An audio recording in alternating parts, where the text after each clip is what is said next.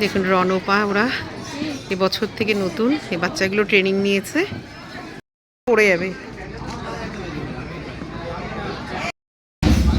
অসুবিধা হচ্ছে তোদের?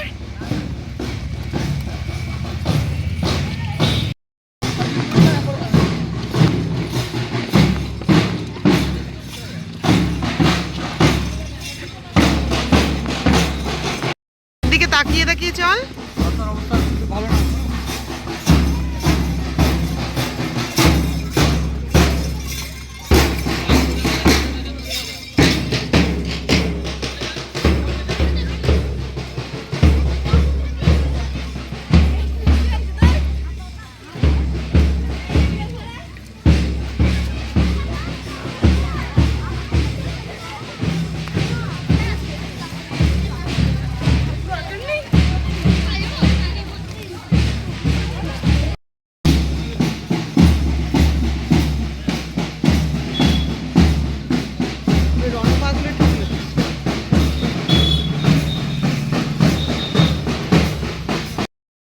প্রত্যুষা গাই।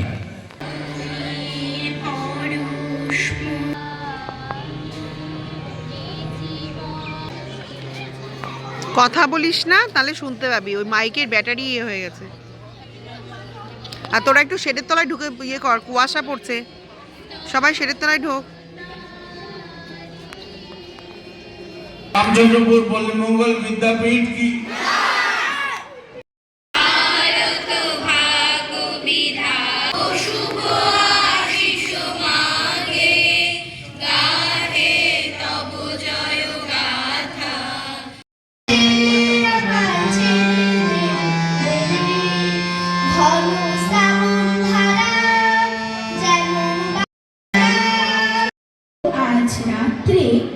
তার মুখে খবর পেলুম সে পেয়েছে ছাড়পত্র এক, নতুন বিশ্বের তারে তাই ব্যক্ত করে অধিকার। ৭১তম প্রতিষ্ঠা দিবস কি? রামচন্দ্রপুর পল্লী মঙ্গল বিদ্যাপীঠ কি? পল্লী মঙ্গল বিদ্যাপীঠ কি? গুড় খেতে মানে ৩-৪ ঘন্টার মধ্যে আমি ওই গুড়টা খেয়ে ফেলেছি পুরো। মানে কতগুলি খণ্ড হতো, মানে এত বড় বড় চা। তুমি খেতে পারো আমরা জানি, সবকটা খেয়ে ফেলেছি। বলো ছন্দাদি। ছন্দাদি দেখেছো ওর সে গুড় খাওয়া সবজি তাই নাচনা দেখেছো না, সে কোটাই আমি কালকেও খেয়েছি, কিন্তু আবার আমার গুড় সসও দেখেছি ওকে ওরকম ভাবে খেতে। তাই দেখুন বাবুনদাদের পিকনিকের চিকেন পকোড়া আমি এসছি খেতে এখানে, আর ভোলা মাছ ভাজা, ও আমোদি মাছ ভাজা, এই যে আমোদি মাছ, ভোলা মাছ আর চিকেন পকোড়া। প্রচুর লোকজন এসছে, এরা সবাই ট্রেনের ফ্রেন্ড, এরা সবাই এখানে আমাদের এখানে পিকনিক করতে এসছে। এই যে প্রচুর লোকজন। ওই পাশের মাঠে সবাই অনেক বাচ্চা কাচ্চারা খেলছে, ওরা সব এই যে।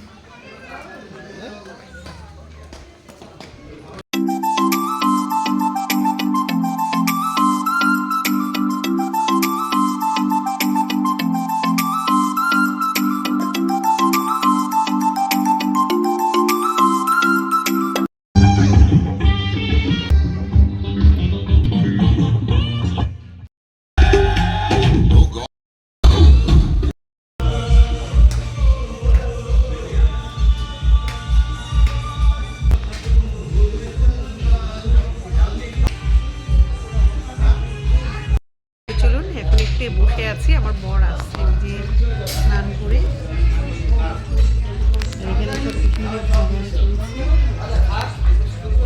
তো ওদের এই ব্যাচ প্রথম শুরু হলো।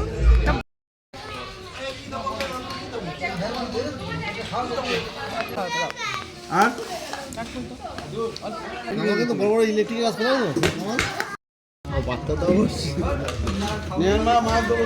জীবনে তো শান্তি। বলো বলো, সব শুনছে বন্ধুরা, বলো।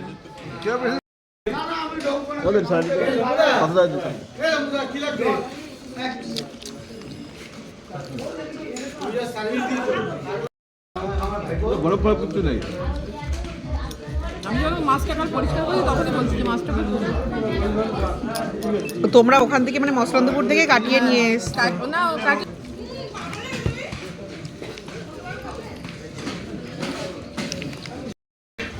আমার টাকার ব্যাগ বুঝলি? তো আমাদের এখানে যারা পিকনিক করতে এসেছিল পিকনিক এখন শেষের পথে, ওরা সব গোছাচ্ছে, রোলার দিয়ে রোলিং করছে। এই যে কেউ থেকে একটা প্রচণ্ড জল জমে কাদা হচ্ছে, সিমেন্টের গাড়ি টাড়ি মালের গাড়ি ঢুকতে পারছে না তাই। এই যে আমি আর আমার মেয়েটার গাড়ি।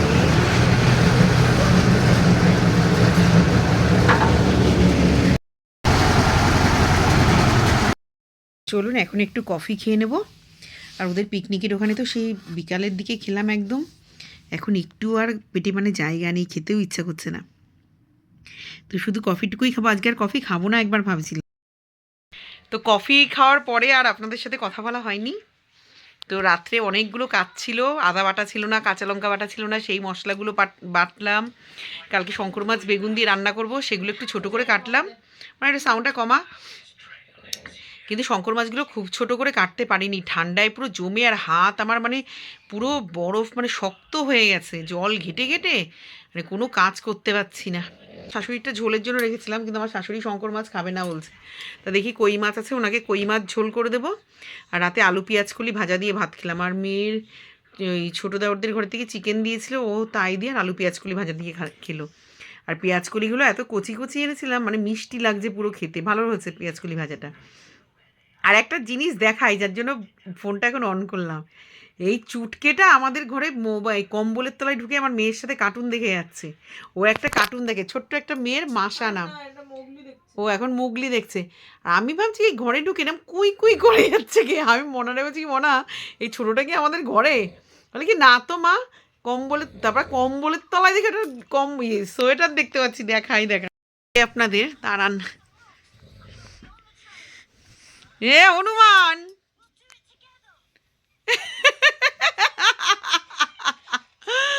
ওর দিদির সাথে দেখুন কোথায় ঢুকেছে।